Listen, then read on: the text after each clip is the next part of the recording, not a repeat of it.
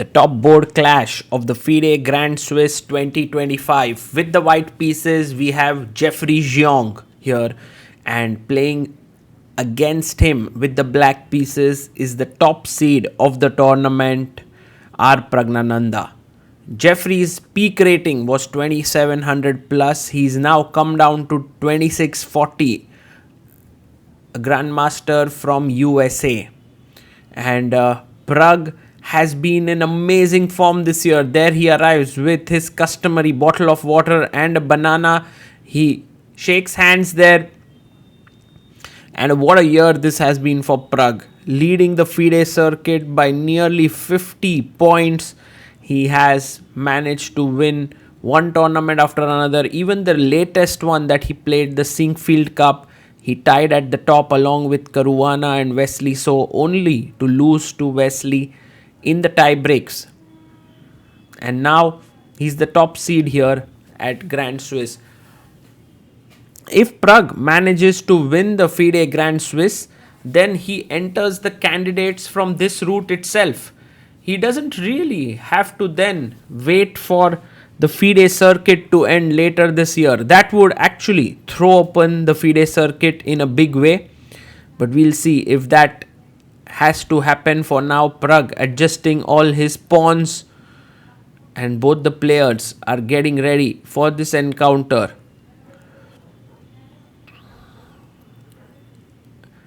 We are about to begin, and handshake, and off we go. Jeffrey with the white pieces opens his game with e4. And Pragg, as always, takes time for his first move. And he responds back with the French defense. e4, e6.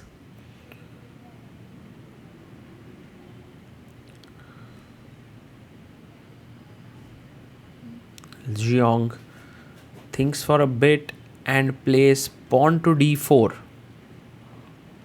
The calmness with which Jeffrey Xiong makes his moves is quite interesting to watch.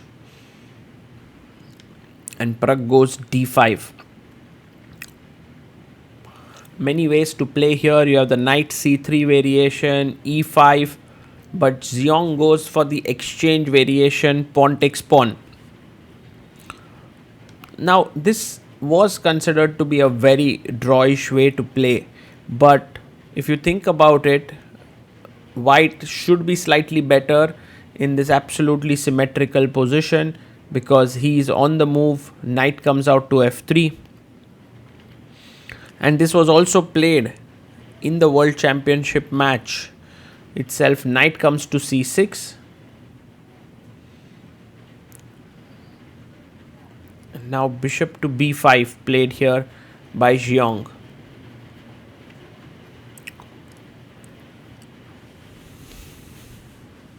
Pragg goes bishop to d6, completing his development.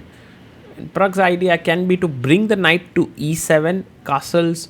The bishop could come to f5 or g4. But all of these plans have to wait because Jeffrey is going directly for confrontation here. He goes c4 and Pragg takes the pawn. D takes c4. But this does allow the move d5, pinning the knight here on c6. And that's exactly what Xiong plays. Pawn to d5.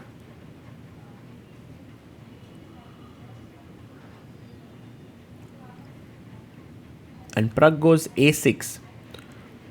Well, bishop a4 is the main move here, and then many games have continued with b5, but Xiong goes bishop takes c4.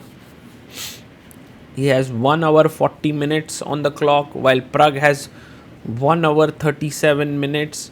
And now after 8 minutes of thought, gives a check. Queen e7 check to the king. The bishop comes back to e2, blocking the check. And now the knight is hanging, so knight e5 makes a lot of sense. Plays his knight to e5, and white can quickly castle here.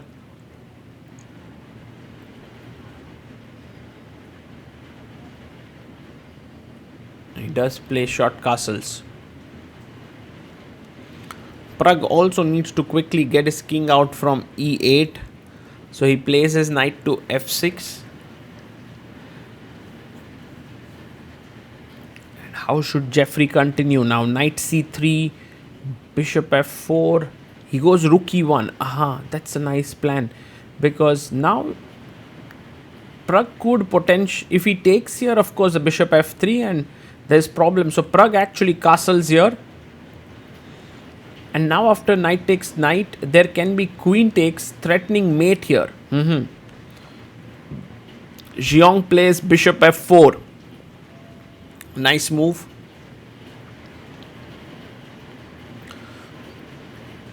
And Pragg takes on f3 with a check.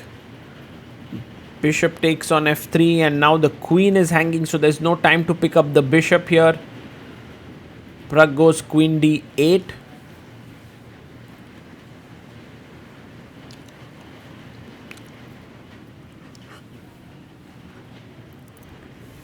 Xiong is still in his preparation. He takes the bishop on d6. We are on move number 14.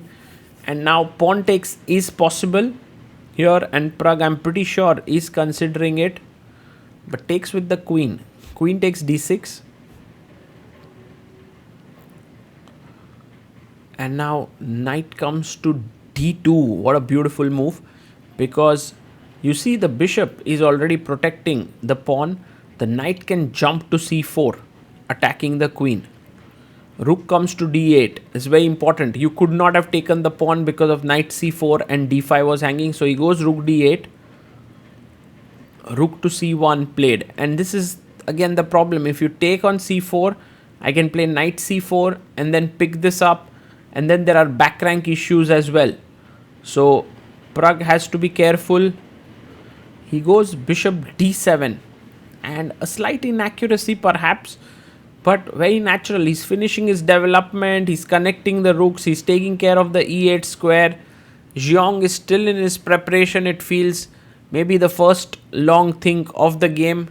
Pragg gets up now, he's down to 40 minutes on the clock. Such is the pressure that has been put by the American GM. Knight goes to c4, attacking the queen. Pragg under pressure here.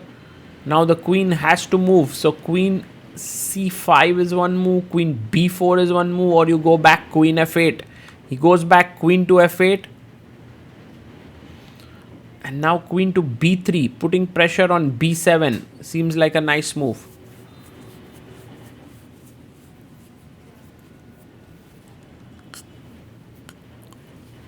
He does play queen to b3.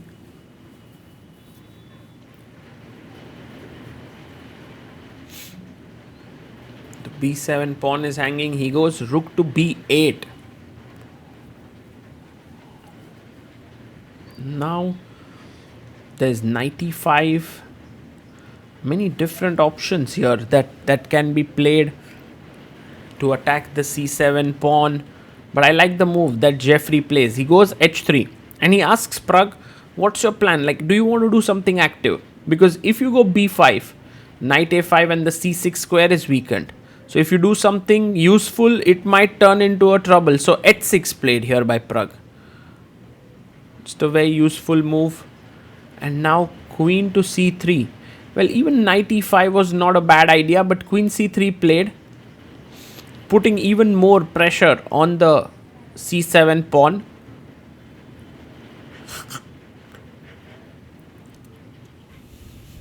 And Jeffrey still keeps 40 minutes extra on the clock. In fact, his time lead goes to 46 minutes. He goes queen c5 here, Pragg. And maybe you can just kick the queen away with b4. Why not? And there's also knight e5 to offer the trade of queens. He goes rook e5. Very interesting move. And the idea could very well be d6 to attack the queen.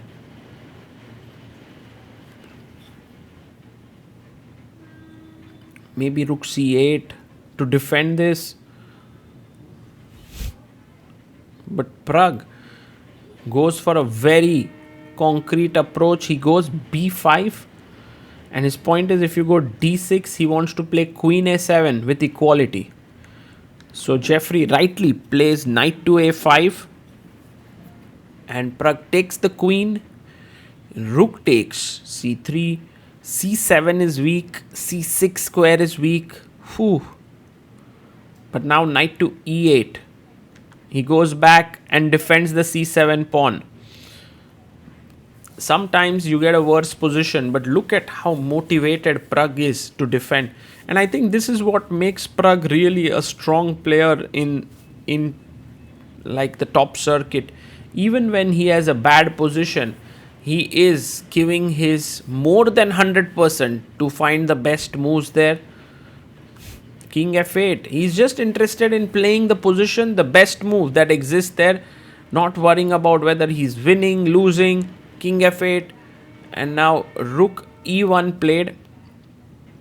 Maybe wanting to bring the rook to c1 to put further pressure. He goes rook to b6.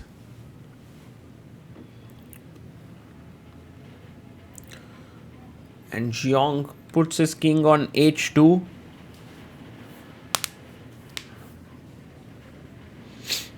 How to make progress as black is the big question, because the knight is tied down to the defense of the pawn. Bishop goes to c8. He's maybe trying to move the rook here, or maybe put the bishop on b7. Not sure. Knight c6 comes in, attacking the rook here. You can't play rook d7. There's bg4. Trouble time. So goes rook d6.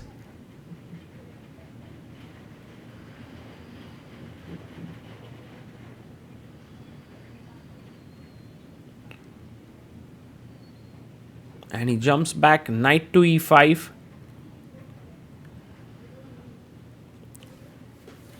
Pragg down to 13 minutes while Xiong has 33 minutes. And Pragg comes back, rook d8. And how should white try to put more pressure? Rook e3. Then threatening knight c6 could be an idea. But you could also go rook c5. That's also possible.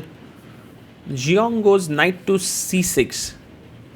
He attacks the rook. Is he trying for a repetition here?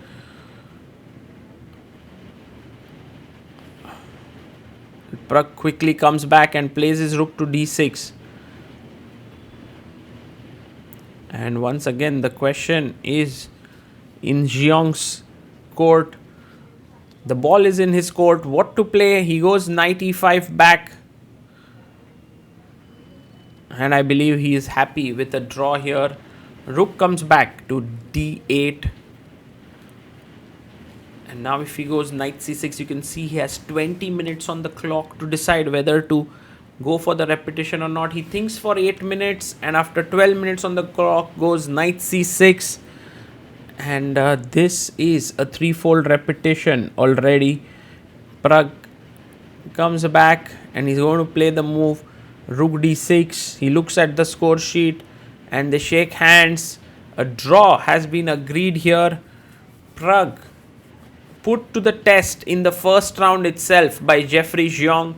I believe he had amazing prep today, and that was some serious pressure. But then again, where could have Xiong improved his play? Was not so easy. And Jeffrey asks Pragg if we can analyze outside, and maybe they will analyze and try to understand some of the intricacies here, which will help both the players to improve. So the first game ends in a draw for Pragg at the FIDE Grand Swiss. A slow start for him, but had the black pieces, and Jeffrey was so well prepared.